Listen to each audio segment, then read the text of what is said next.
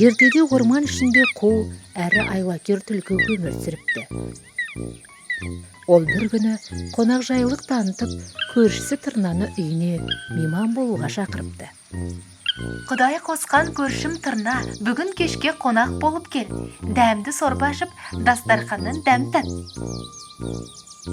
Әрине, келемін, дейді Тырна. Кешқұрым Тырна түлкінің үйіне келеді.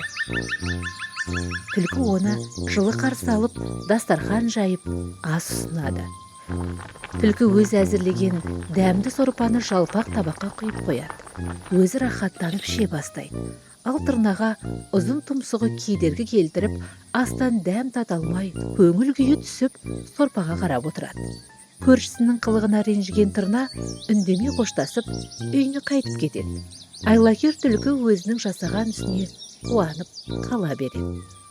Арада бірнеше уақыт өткенде Тырна түлкіні қонаққа шақырады.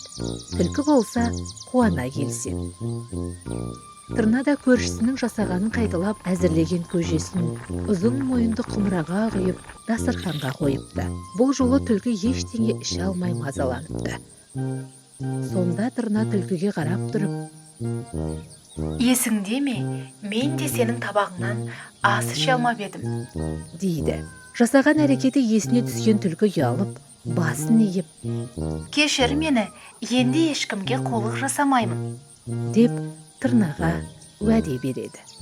Осыдан кейін екі көрші тату дос болыпты. Қонақты құрметтесең, өзіңде сыйлы боласың деген сөз осыдан қалыпты.